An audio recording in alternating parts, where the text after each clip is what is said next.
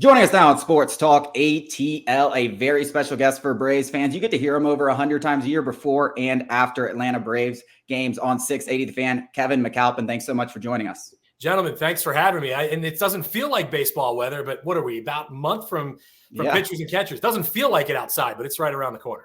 No, it's been crazy. The weather's been crazy. I think it was like colder here than it was in Buffalo yesterday. So the Braves offseason, I thought Alex Anthopoulos has maneuvered brilliantly. I mean, there hasn't been a ton of splashes, but there's been a lot of savvy moves to not only get the team ready for 2024, but keep his options in 2025 and beyond. What are your opinions so far of the Atlanta Braves offseason? Well, I like what they've done. I mean, look, it's two names. We joked about it, at the end of the season. Hey, you're going to have this laundry list of names of here's all the guys that the fans think and we all in the media might think they could target. And out of left field, no pun intended, here comes Jarred Kelenic and here comes Chris Sale, who nobody envisioned being part of this thing coming into this year. So I think Alex has done a really nice job. Look, the one thing you cannot have too much of is starting pitching. We've seen that in the playoffs the last couple of years. Heck, I've done the post-game show, guys, where there are nights where Ben will toss it to me in the booth and go, listen to Kevin to find out who's starting tomorrow because we have no idea. That's a tough place to be in, especially when you're talking about a pennant race and going into October baseball. So I like the Chris Sale deal. I think he's got a chip on his shoulder. I think he's got a little bit of something to prove. Heck, he said that during his Zoom conference call. He kind of wanted to see it through in Boston because he felt like there was some unfinished business there. If it wasn't going to be there, but Atlanta is a really good alternative for him. It's not far from where he makes his home in Florida.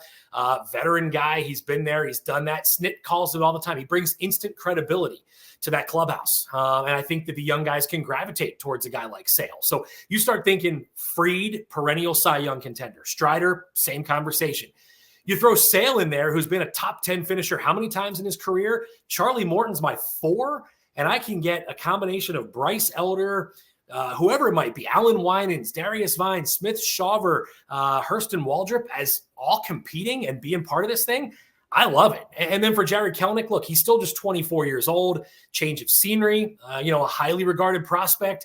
The Mets gave up on him pretty quick. And I think, now coming to a team that's a World Series contender, I think there's a lot of excitement for him as well. So I like what they've done. The bullpen solidified. Love how they've been able to shorten games. I think what he has done this offseason, while he hasn't landed the big fish, we all know that. I think that what he showed you a couple trade deadlines ago, adding those ancillary pieces along the way, helped him win a World Series. And I think he's put this team in really good position once again for 2024 and beyond. Yeah, some people, were of the opinion wholesale changes were needed. You get bounced in the same fashion, back-to-back postseason by the Phillies. We hate those guys. Some overreacted in the moment, emotional. We had wholesale changes. Obviously, cooler heads prevailed. Those are the ones who are in charge, unlike us fans. And I think it was perfect. Alex Anthopoulos, obviously, to your guys' point, what he said, he did make moves for 2024 and beyond with Kelenic. But I think the most important thing was building the roster for October. Winning in the regular season, winning the NL East is no longer the goal. I mean, that's kind of like just checking the box. It's what we do.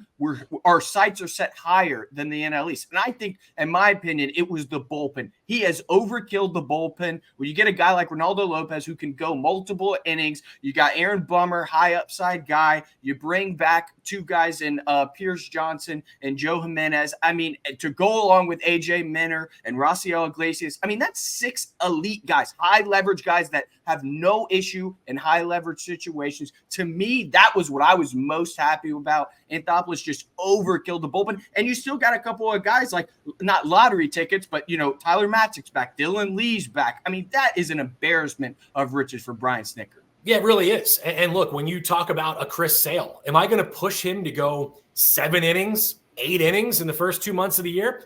I'm not when I have that kind of bullpen. I'm not. I think the ability to not ease him in, but just make sure, like to your point, Alex, you need him in October. It'd be great to win games in June, July, and August, but My priority when it comes to a guy like that is helping me win when the lights are the brightest. He's been there. He's done it. He knows what to expect. He's been a big game pitcher.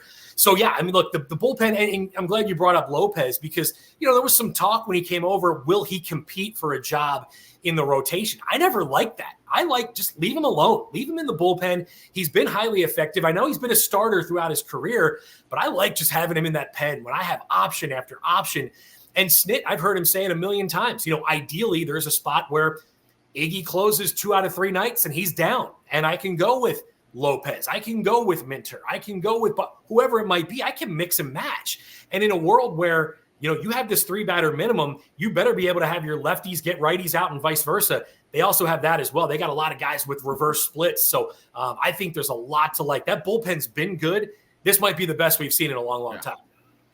I think keeping the entire pitching staff fresh for the entire season and going into October is such an underrated aspect of good teams and stuff like that. But I want to stick on this Chris Sale thing because I've been on this show for weeks since this thing happened, talking about how much I love this move and how good this guy is. And I just want you to speak on that because maybe they don't believe me. But this Chris Sale guy, I mean, we're talking about a guy, 7 straight All-Stars, 7 straight finishes inside the top 6 of the AL Cy Young race, the highest K9 rate of any pitcher in MLB history. I mean, the guy is an absolute stud. And even though he hasn't pitched like that for 3-4 years, there's no doubt that the stuff is still there. And the Braves are confident in his health. Talk about what the Braves are really getting. If this guy can stay healthy, like we're not getting, I know people laugh and he made a joke about being the 4th starter and stuff like that. And the 3rd, we're talking about a true all-star here, even at the age of 34, 35, whatever he is, as long as he can stay healthy. And as you said, being able to, ease them into this with all the offense and the stars and the pitching depth that they have. I think that's so critical because having a guy like that in October, if he's healthy, I don't think Braves fans are quite sure because he's been in the AL, probably haven't seen him a ton, how good this guy is. Well, what you've probably seen is him on the injured list time and time again. That's probably what first thing comes to mind is, well, this guy can't stay on the field. And it's one of the first things he talked about in his press conference on Zoom was that this has been a normal offseason. He's been able to do everything he wants to. He's at a spot right now that he hasn't been in the last few years. I think what you're getting is a guy with, like I said, a little bit of a chip on his shoulder, a little bit of something to prove. And I had Brian Snitker on my show a couple weeks ago, and he said, look, this guy's just 34 years old. Let's not write him off as a 40-year-old. Like, this guy's still got some years to go. So while he did come up young and while he has had a lot of years and a lot of wear and tear on that arm, 34. I mean, this is not a guy that they're signing to a 2-year deal at 40 years old. And think about the price of starting pitching. I mean, you look at a Sonny Gray. He was a guy I talked about. I'd love to see Sonny Gray here in Atlanta. Do I want him for 3 years and $75 million? No.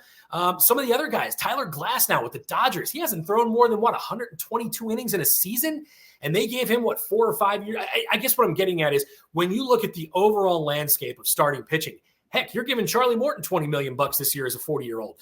2 years and $38 million guaranteed for Chris Sale. I feel pretty good about that. And like I said, I think that one thing you have heard from Alex Anthopoulos time and time and time again is that word upside, right? He always looks at these guys that feel like there's still more in the tank. There's still more to prove. Now, look, could this be a colossal failure? Could this blow up in their face? Could this be another Cole Hamels? Sure. Nothing's guaranteed. We know that. But I think that when you talk about where he is health-wise, he feels like he's in a good spot. Hearing that from him and knowing he's already putting in the work in Northport and starting to be around his new teammates shows he's hungry as well. And I think when you get a guy at this point in his career that has won, knows what it feels like to win and wants to get another one, I think that there's a lot to love about this deal. Yeah, I think fans are conflating the difference between what the Braves are actually risking. There's not that much risk involved with Chris Sale. Yes, we gave up Vaughn Grisham. He was an extremely promising trade chip. But the fact is there was no immediate point for him to prove himself on the field. Ozzie Albies isn't going anywhere. He struggled at shortstop. We got Kelenic. When the Kelenic trade went through, the writing was on the wall. And the fact of the matter is you're giving a guy $38 million. It's really not that much of a risk when you talked about some of the guys.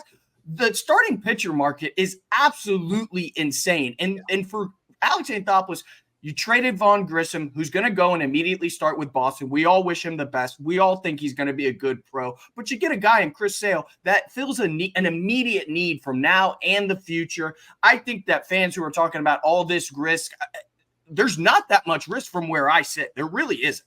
Well, and I'll add on to that because your risk now becomes, okay, Max Fried's going into a walk year. What's going to happen with his future? Charlie Morton, will this be it? You need somebody to put along with Spencer Strider and some of these young guys when you start looking at 2025 and beyond. You've got to have a plan for, okay, what am I going to do if I lose 2 of my 5 starters going into next season? So, again, I think there's a lot to like about it. And when you look at the market, if you were going to add a guy at the caliber of a Chris Sale, if he's coming off a healthy year, which when he was healthy, like you mentioned, his swing and miss stuff was great. And think about this. I'll also add into my last question. Chase, you asked what you're getting in a guy like Sale. Think about what has been the Braves' downfall the last 2 years. The Phillies in the playoffs. Well, I'm getting a lefty to go up against Kyle Schwarber, Bryce Harper. I'm forgetting somebody else in that lineup. But think about some of the lefty bats in the National League. Freddie Freeman. You look at Max Muncy, the Dodgers, like Shohei Ohtani. Like you're getting some big-time left-handed power that he's going to go up against. I like it. I like a guy that still has a lot of swing and miss when you know that there are some really dangerous left-handed bats, not only in the East, but in the National League just as a whole. Yeah, I actually mentioned that earlier in the offseason when talking about how the Braves really are looking towards the postseason, because as we said, that's really what's most important. When you look at the National League, they went after left-handed arms. They really bolstered their left-handed arms in the bullpen because last year, when you look at Matzik and Lee being down, they had Brad Hand as their second lefty. Brian Snicker likes to say, if you only have one lefty, you basically have none or something like that. And that's the truth. I mean, AJ Minter was really the only reliable lefty that they had. And I think they went out and made that a point of the offseason because like we talked about, that's what's going to be required in the postseason. Last question I have for you, Kevin. The offseason, it feels like it's probably coming to an end. I'm sure there'll be some minor tweaks, but with Alex Anthopoulos, you never know. Maybe this is the time where the blue box comes up. And I know we just had one about his extension, but maybe this is where they extend another one of those Braves. Do you see any other maybe last second deals, maybe a platoon option over there with Jared Kelenic in left field, maybe an extension for Max Fried? I know that's everyone wants to talk about it. AJ Minter's another guy that makes a lot of sense. Do you see anything like that happening before the start of the season? Well, I can see a right-handed bat in the outfield. I don't think I'm breaking any news with that one. I mean, I think you need to find somebody else that you can put out there should one of those guys need a breather, if an injury happens. We know something's going to happen when you play 162. I would love to see Kevin Pillar back. I really would. Now, it's going to cost you a little more than it did this time last year when you brought him in on a minor league deal. But I thought he was such a good fit in the clubhouse and for a team that really puts a ton of emphasis on that chemistry off the field. I would love to see a guy like Pillar come back. I think he'd be a great addition. You need to probably find 1 or 2 more just infielders, round out your bench a little bit, but that's so easy. I'm not saying it's easy. It's easier than if you're trying to add a starter or try to add some. Your everyday lineup's in good shape. You're not mixing and matching a whole lot there. I feel like Kelenic's probably going to be your everyday outfielder, even though there's been some talk about a platoon. That could still happen. But I think, 1 or 2 more infielders. I like Guillorme. I like the former team card. I would love to mess with some Mets fans this summer if he comes back and bites them in the rear a couple times. We will have a good time with that. But no, I think that just rounding out the bench to me, for a team that doesn't use their bench a whole lot, you need to find a couple extra guys to stash away there. But again, I don't think there's a whole lot left to do. I don't see the Fried thing happening. I think we're in a similar situation with Freddie Freeman and Dansby Swanson where it's going to play itself out. And look, if I'm Max, I've earned the right to test those waters. Why not? I've been one of the best lefties in the game for the last 4 or 5 years. It's not a knock. It's big business. They all know that. They get it. So I don't think a Fried extension happens as much as you guys are shaking your head. You're bummed to hear that. And I agree. I agree. People who think are still holding out hope, they need to wrap their heads around it. It's the writing's on the wall. Yeah. And look, again, is he going to get $200 million? Maybe. He's got to prove he can stay healthy. And I love Max. And I go back to the first spring I watched Max, at Disney World on those backfields throwing that curveball and to watch his progression to become the bulldog that he has been. I would love to see it happen. I don't think that's going to happen. So I think to answer your question the long way, it's probably just 1 or 2 smaller ancillary pieces. But look, again, go back to a couple of years ago. Those ancillary pieces are why you won a World Series. Yeah, I know I said last question, but I do want to ask this last thing about Max Fried because you did mention his health. Is there any worry? Because the elbow thing last year kind of never really got explained. He didn't have to go through Tommy John. There was no UCL damage. Obviously, he's had other injuries, but blister things, that's a little different. The elbow is something that could really worry fans and could be a problem down the line. And maybe that's why they really went after a guy like Chris Sale to bolster that rotation. Is that anything that you have an eye on coming into this season? Honestly, no. To me, it's the blisters more than anything. This has been something that's troubled him since like 2018. I remember a start in Milwaukee he came out of. We talked to him afterwards. He showed us the finger, and he felt like they had him on a good plan to keep it dry and to make sure that that moisture doesn't build up. It's easier said than done. Some people are just prone to those kinds of things. And, he sort of joked about it. He's tried just about everything. And I say just about everything. If you need to have any further idea, just Google, how to prevent pitchers preventing blisters. It's pretty disgusting. And I don't know that I would try that method, but I digress. But no, I don't think the elbow, the shoulder, that can be an issue for any starter, any pitcher at any point. You're one pitch away from never throwing again in the big leagues. So no, I don't worry about that. I just worry about a guy who's, he's getting closer to 30, right? And we talk about 30, some guys, that's when they hit their peak. See Charlie Morton. Some guys start to regress a little bit. So I'm not worried about that. To me, I need to keep those fingers without any humidity and moisture on them. Make sure he's able to give me 32, 33 starts this year. Yeah, I completely really excited about the Braves in 2024. Kevin, I am so thankful that you could join us. Thanks so much. You got it, guys. Sorry, I'm drinking my coffee. You got it, guys. Thank you. Oh, you're all good. You're all good.